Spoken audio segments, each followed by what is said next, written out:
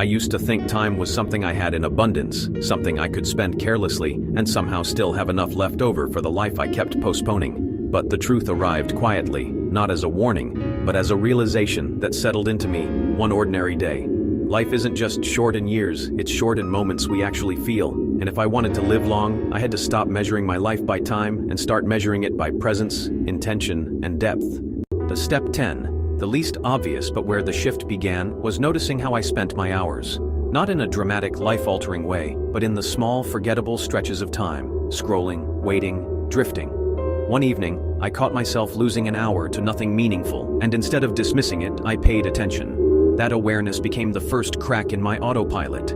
Step 9 was eliminating noise. Not just literal noise, but mental clutter, constant input, distractions, things that filled my mind but added nothing to my life. I started creating quiet moments, even if just for a few minutes, and in that silence, I began to feel time differently, slower, fuller.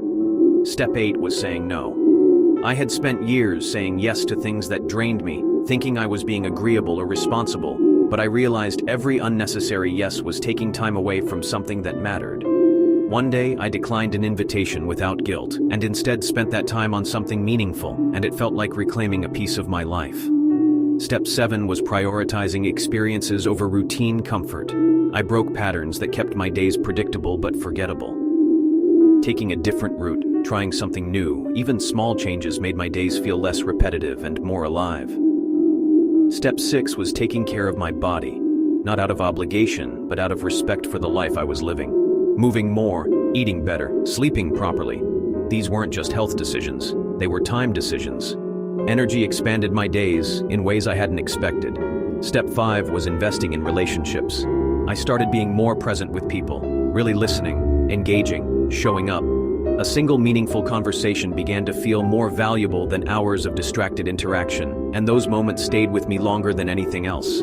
Step 4 was pursuing what mattered to me. Not what looked good, not what was expected, but what felt meaningful. I started dedicating time to things I had been postponing, and in doing so, I felt a sense of alignment I hadn't experienced before.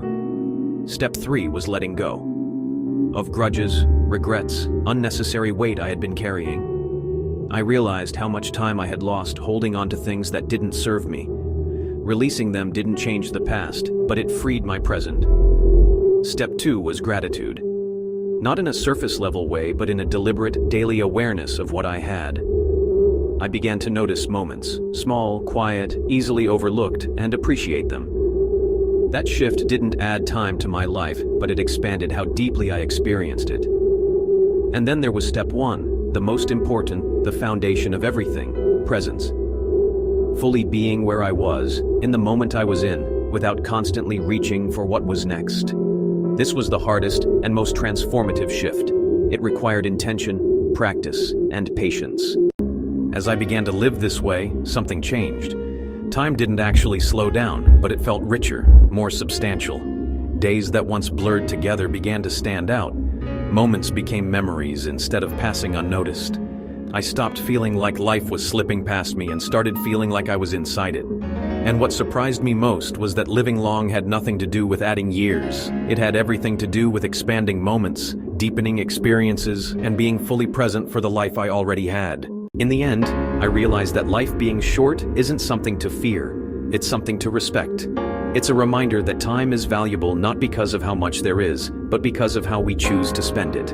And through that understanding, I didn't just become more aware of my time, I became more intentional with my life, growing into someone who no longer waits for the right moment to start living, because I finally understand that the moment I'm in is already enough. If you enjoyed this video, please subscribe to the Digital Mentor 727 via YouTube.